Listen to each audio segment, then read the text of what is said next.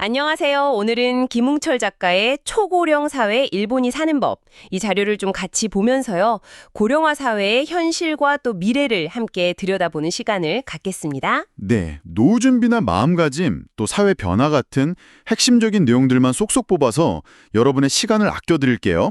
네. 일본 사례가 사실 우리한테 시사하는 바가 굉장히 크죠.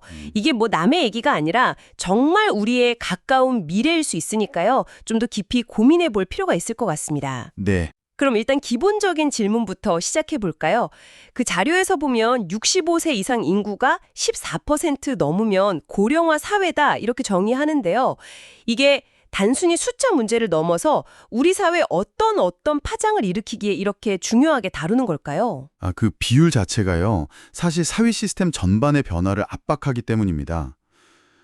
정치적인 의사결정 구조라든지 아니면 경제성장 동력, 또 의료복지 시스템, 심지어는 문화적인 가치관까지 영향을 안 받는 분야가 거의 없거든요. 전반적으로 다 영향을 받는군요. 그렇죠. 게다가 낮은 출산율하고 맞물리면서 사회 전체 활력이 떨어질 수 있다는 그런 우려도 크고요. 그래서 단순히 노인이 많아진다 이런 차원을 넘어서는 겁니다. 사회 전체의 지속 가능성하고 직결된 문제라고 봐야죠. 그렇군요. 인구 구조 변화가 아니라 정말 시스템 전체의 문제다 이런 말씀이시네요. 그런 맥락에서 저는 그 평생 현역 6가지 실천 강령 이게 참 인상 깊었어요. 네네. 예를 들면 과거 직책으로 잘난 체 하지 마라. 뭐 머리는 숙이기 위해 있다. 이런 조언들이요. 사실 저도 읽으면서 좀 찔리는 부분도 있었는데요. 이게 그냥 오래 일해라 이런 의미 이상으로 어떤 태도를 강조하는 걸까요? 핵심은 뭐랄까 유연성하고 학습인 것 같아요. 그러니까 과벌의 성공 방식이나 지위에 너무 얽매이지 말고요. 끊임없이 변화하는 환경에 좀 적응하고 새로운 걸 배우려는 자세. 바로 그거죠. 배우는 자세. 네, 그 책에도 나오잖아요. 낯선 것을 시도하면서 부족함을 깨닫는다는 구절처럼 자기를 좀 객관적으로 보고 계속 성장해라는 의지. 그게 정말 중요합니다. 단순히 노동력 연장 이런 차원이 아니라 사회와 관계를 계속 맺고 삶의 의미를 찾아가는 과정으로 봐야 하는 거죠. 네, 마음가짐의 중요성 정말 공감합니다. 근데 또 현실적인 대비도 무시할 순 없잖아요. 자료에 나온 시니어타운 비용 예시 보니까 1인 기준으로 월 460만 원.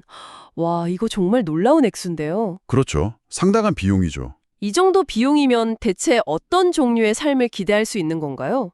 이게 그냥 주거 이상의 의미가 있을 것 같은데요. 네, 그 금액이 단순한 월세 개념은 아니고요.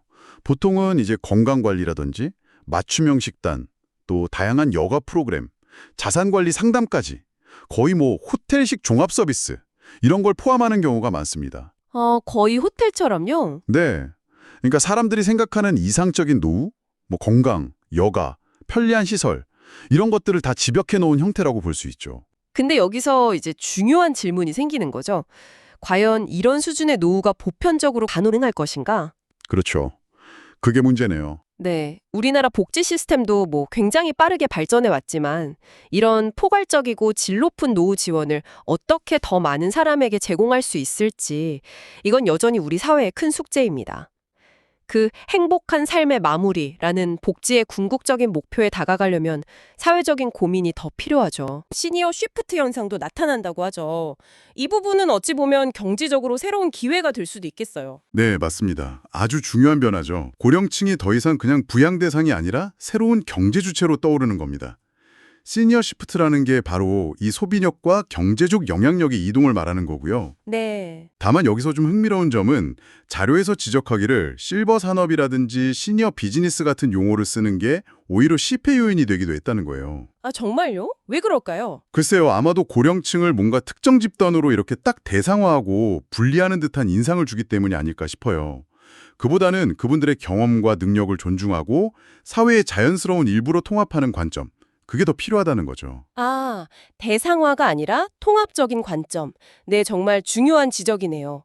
오늘 초고령 사회 일본이 사는 법을 통해서 고령화 사회의 정의부터 영향, 또 필요한 마음가짐, 현실적인 대비, 그리고 시니어 세대의 새로운 경제적 역할까지 정말 다각도로 살펴봤습니다. 네, 정말 많은 생각거리를 던져주는 그런 시간이었습니다.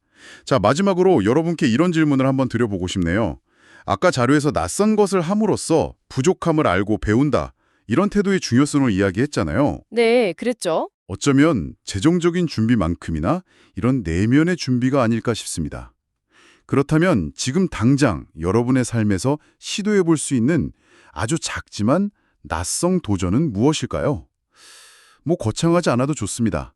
그 작은 시도가 어쩌면 다가올 긴 시간을 더 충만하게 만드는 열쇠가 될 수도 있지 않을까요? 한 번쯤 생각해 보시면 좋겠습니다.